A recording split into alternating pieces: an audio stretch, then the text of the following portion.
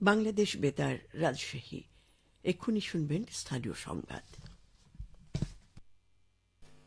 আসসালামু আলাইকুম। বাংলাদেশ বেতার রাজশাহী স্থানীয় সংবাদ পড়ছি রুকসানা আক্তার লাকি। রাজশাহীতে নানা আয়োজনের মধ্য দিয়ে আন্তর্জাতিক দুর্নীতি বিরোধী দিবস পালিত হচ্ছে।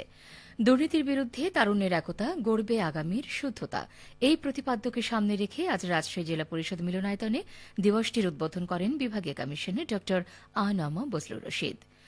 অনুষ্ঠানের শুরুতেই জাতীয় সঙ্গীত পরিবেশনের মাধ্যমে জাতীয় পতাকা ও দুর্নীতি দমন কমিশনের পতাকা উত্তোলন করা হয়। অনুষ্ঠানে সভাপতিত্ব করেন দুদকের রাজশাহী বিভাগীয় পরিচালক ফজলুল হক। পরে মানববন্ধন ও জেলা পরিষদ মিলনায়তনে আলোচনা সভা অনুষ্ঠিত হয়। সভায় সমাজে দুর্নীতির বিরূপ প্রভাব তুলে ধরে সকলকে দুর্নীতির বিরুদ্ধে ঐক্যবদ্ধ হবার আহ্বান জানানো হয়। এ সময় বলা হয়, দুর্নীতি শুধু রাষ্ট্রীয় উন্নয়নকে বাধাগ্রস্ত করে না, এটি সামাজিক ন্যায় বিচারকে ক্ষতিগ্রস্ত করে এবং সাধারণ মানুষের অধিকার হরণ করে।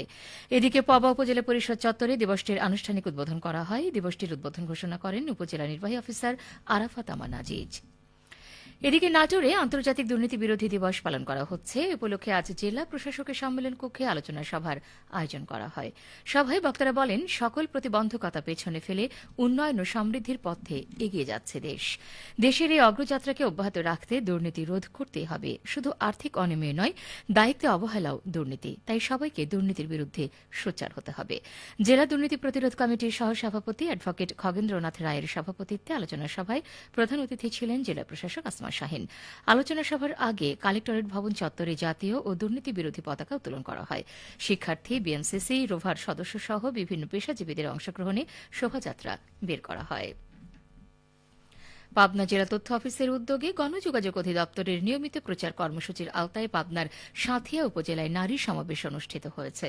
গতকাল উপজেলার নন্দনপুর ইউনিয়ন পরিষদ প্রাঙ্গণে এই নারী সমাবেশের আয়োজন করা হয়। সিনিয়র তথ্য অফিসার সামিউল আলমের সভাপতিত্বে প্রধান অতিথি ছিলেন সাঁথিয়া উপজেলা নির্বাহী অফিসার রিজু তামান্না। এ সময় তিনি উপস্থিত সকল অভিভাবকদেরকে তাদের সন্তানদের সামাজিক ও নৈতিক শিক্ষা দেওয়ার উপর বিশেষ গুরুত্ব আরোপ করেন। তিনি শিক্ষা, স্বাস্থ্য, স্যানিটেশন, যৌতুক ও বাল্যবিবাহ প্রতিরোধ, নারীর ক্ষমতায়ন ও মাদক প্রতিরোধে জনসচেতনতা সৃষ্টির লক্ষ্যে পরিবার ও সমাজ থেকে বিশেষ দায়িত্বপূর্ণ ভূমিকা পালনের গুরুত্ব তুলে ধরেন। অনুষ্ঠানে জনপ্রতিনিধি, সুধীজন সহ বিভিন্ন শ্রেণী পেশার প্রায় ২ শতাধিক নারী উপস্থিত ছিলেন। নওগাঁয় নানা কর্মসূচি বাস্তবায়নের মধ্য দিয়ে বেগম রোকেয়া সাখাওয়াত দিবস পালন করা হচ্ছে। আজ সকালে কর্মসূচির শুরুতেই শহরের সরকারি Bashir Uddin Memorial co operative মহিলা কলেজ চত্বরে বেগম রোকেয়ার প্রতিকৃতিতে ফুল দিয়ে শ্রদ্ধা জানানো হয়। শিক্ষক, শিক্ষার্থী, বিভিন্ন সামাজিক এবং সাংস্কৃতিক সংগঠনের পক্ষ থেকে শ্রদ্ধা জানানো হয়। এ সময় নতুন প্রজন্মের মাঝে বেগম রোকেয়ার স্বপ্ন ও সমাজ সংস্কারে রাখা অবদান তুলে ধরেন বক্তারা। এদিকে দিবসটি উপলক্ষে জেলা প্রশাসনের উদ্যোগে র্যালি, আলোচনা সভা এবং সামাজিক সাংস্কৃতিক সংগঠন ২১ পরিষদের আয়োজনে আলোচনা সভা, চিত্রাঙ্কন প্রতিযোগিতা সহ দিনব্যাপী নানা আয়োজন রয়েছে। নাটোরের লালপুরে ক্ষতিকর দ্রব্য মিশিয়ে ভেজাল গুড় তৈরির অপরাধে এক ব্যবসায়ীকে ১ লাখ টাকা জরিমানা করা হয়েছে। গতকাল উপজেলার বালিতিতা ইসলামপুর গ্রামে অভিযান চালিয়ে এই জরিমানা করেন ভ্রাম্যমাণ আদালতের বিচারক ও এক্সিকিউটিভ ম্যাজিস্ট্রেট মোহাম্মদ আবির হোসেন। অভিযানকালে সাগর আলীর কারখানায় টেক্সটাইল রং, হাইড্রোজ, ময়দা, ডালটা, চিটাগুড় সহ বিভিন্ন ক্ষতিকর দ্রব্য মিশিয়ে গুড় তৈরির কার্যক্রম পরিলক্ষিত হয়। এ সময় গুড় উৎপাদককে ১ লাখ টাকা জরিমানা করা হয়। পরে ওই কারখানা থেকে জব্দ হওয়া বিপুল পরিমাণ ভেজাল গুড় এবং ক্ষতিকর বিভিন্ন রাসায়নিক পদার্থ ধ্বংস করা হয়।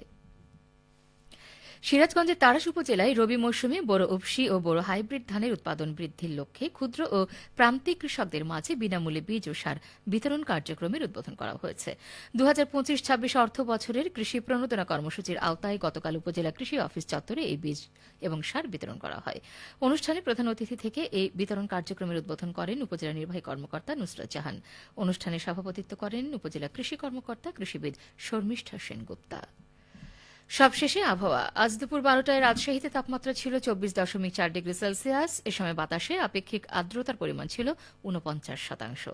রাজশাহী ও পার্শ্ববর্তী এলাকায় আজ সূর্যাস্ত সন্ধ্যে ৫টা ১৭ মিনিটে। সংবাদ শেষ হল। আমাদের পরবর্তী সংবাদ দুপুর ২টা ৫ মিনিটে।